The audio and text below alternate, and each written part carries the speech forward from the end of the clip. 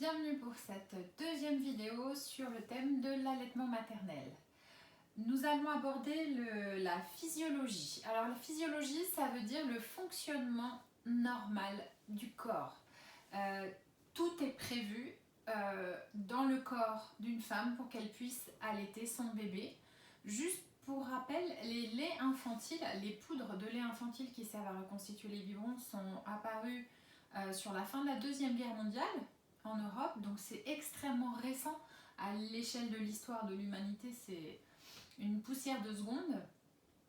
Et ce qui est naturel, ce que la nature a prévu, c'est que les femmes allaitent leur bébé. Donc physiquement, vous avez tout ce qui est nécessaire, à savoir vos seins,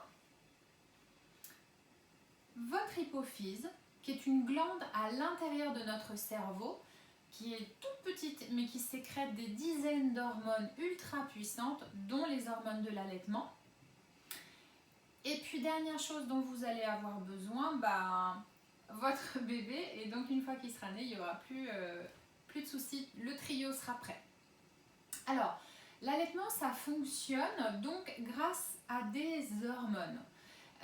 Et la sécrétion de ces hormones, elle va être stimulée déjà en premier par l'accouchement en lui-même. Dès que mon bébé est né et dès que je vais accoucher du placenta, une première hormone, l'hormone placentaire lactogène, va permettre immédiatement, instantanément, de produire au niveau de mes glandes mammaires le colostrum.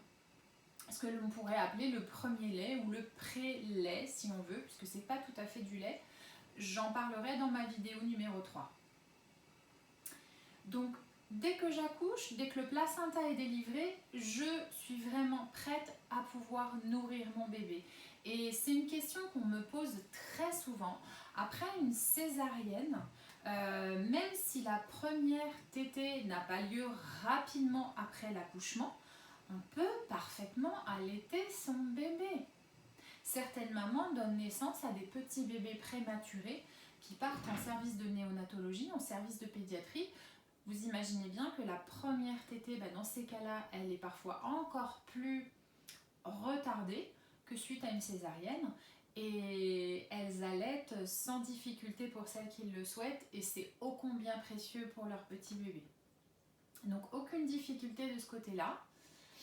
Et la suite de l'allaitement va venir des tétées, des mises au sein, des stimulations en fait au niveau du mamelon. Donc sur mon mamelon, il existe des cellules sensitives, donc qui appartiennent au système nerveux, qui vont recevoir l'information de la stimulation sur mon sein. Donc stimulation par la succion de mon bébé, qui sera la plus efficace, ou stimulation éventuellement par un tire-lait. Alors pourquoi la stimulation par mon bébé sera plus efficace? Parce que le message va être envoyé par le système nerveux au niveau de mon cerveau, au niveau de mon hypophyse. Donc lorsque c'est mon petit bébé d'amour qui tète, et bien justement il y a aussi toutes les stimulations émotionnelles, les stimulations visuelles, les stimulations physiques du contact, peau à peau avec mon bébé.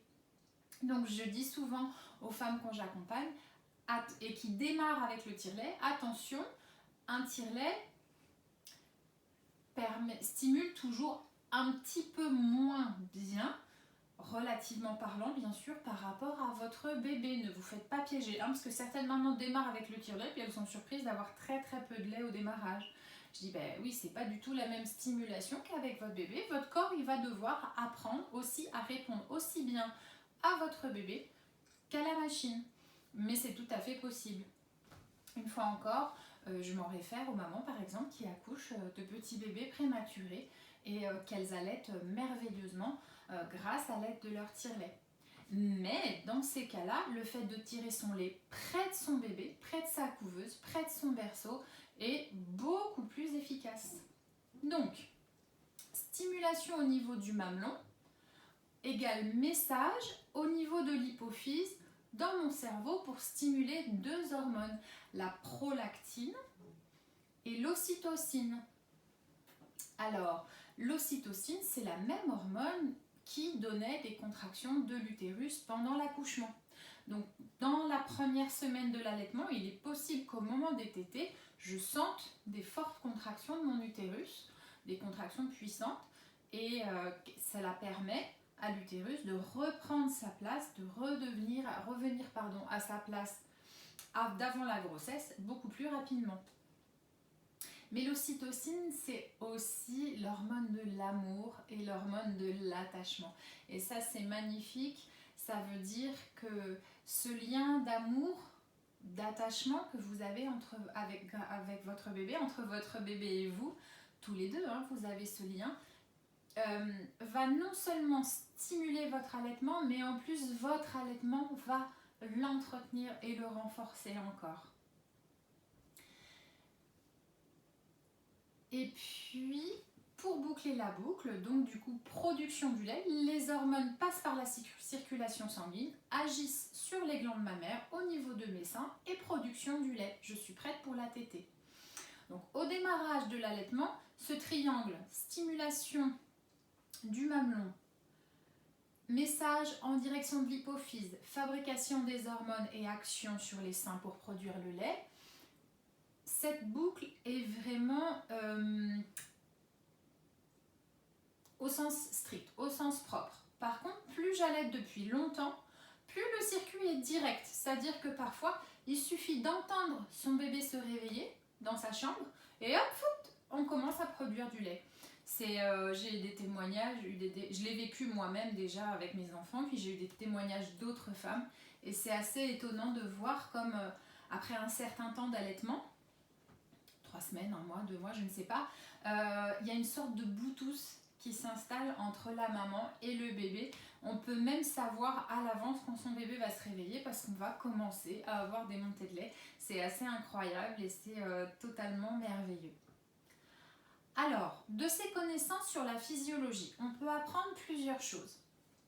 Que, au niveau de la stimulation du mamelon, forcément, si je veux produire plus de lait, il faut plus stimuler au niveau de mes seins. Et que la quantité de lait que je vais produire va dépendre de la stimulation de mon mamelon, donc de la qualité de la succion de mon bébé, de la qualité de sa prise en bouche. Et là, je vous invite à revoir ma première vidéo sur le thème allaitement où je parlais justement d'une bonne prise en bouche du bébé. Deuxième conclusion qu'il faut en tirer, donc plus je veux produire du lait, plus je stimule. Moins je veux produire du lait, moins je stimule. Et là, ça sera comment m'y prendre pour sevrer mon bébé. Petit à petit, il faut stimuler de moins en moins mes mamelons. Ensuite, la production hypophysaire des hormones de l'allaitement. Elle nous apprend plusieurs choses.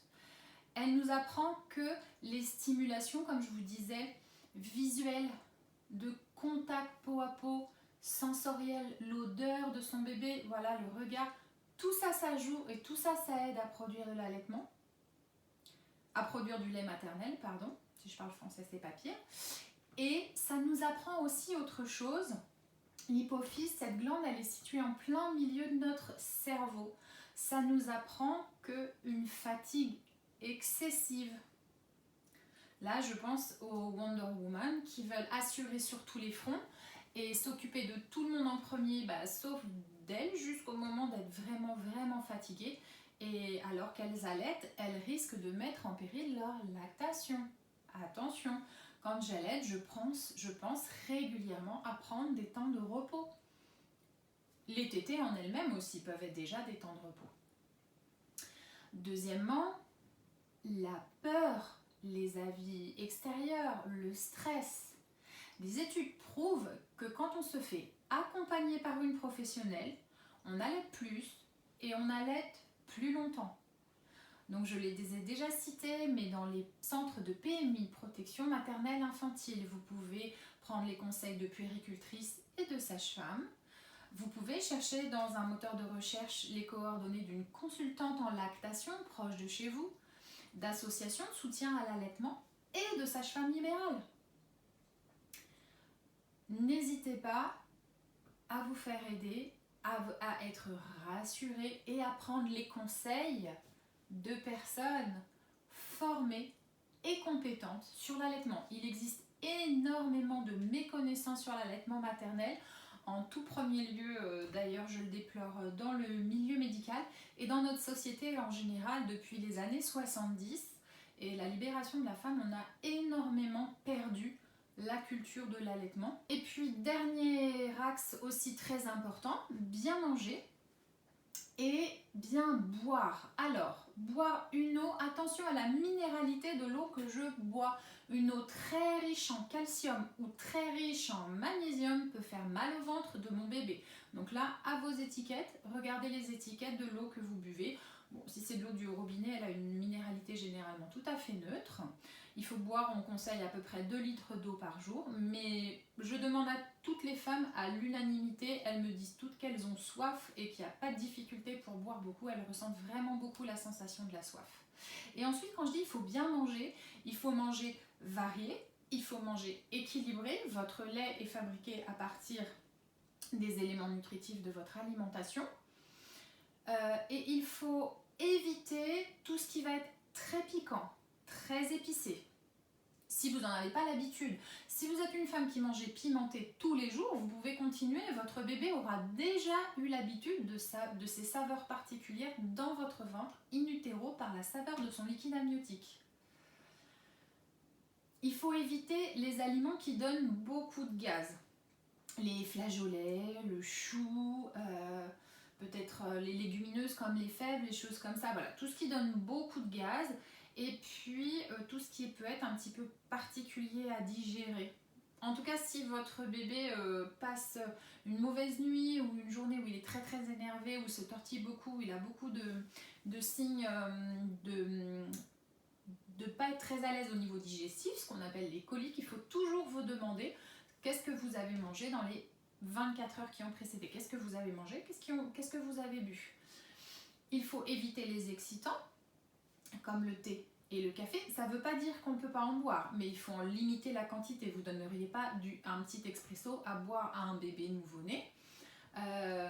Donc, par contre, si on est amatrice, eh ben, on peut retarder le moment de son petit café préféré, par exemple après la tétée du bébé, pendant qu'il s'est endormi, en attendant la tétée suivante, et limiter la quantité quand même globale sur toute la journée.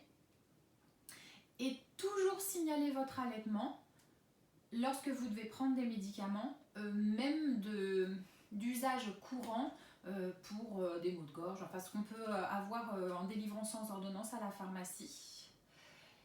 Et se méfier toujours aussi, je vous le disais, il y a beaucoup de méconnaissances sur l'allaitement, du « Ah non, ça vous pouvez pas le prendre madame, vous allaitez ».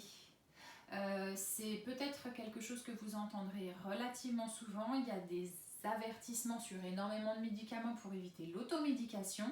Là, je vous invite à vous en référer à votre sage-femme préférée. Les pédiatres aussi sont quand même bien au courant de quels médicaments sont compatibles ou pas compatibles à l'allaitement, mais beaucoup de fausses idées, beaucoup plus de médicaments peuvent être utilisés que ce qu'on croit généralement pour une femme qui allaite. Et puis profiter, voilà, la physiologie résumée avec, je l'espère pour vous en fait, juste la quantité de connaissances nécessaires pour une meilleure compréhension et puis une meilleure, peut-être un meilleur éclairage en fait sur votre allaitement et sur ce qui va se passer dans votre corps, sur ce qui se passe dans votre corps pendant que vous allaitez votre bébé.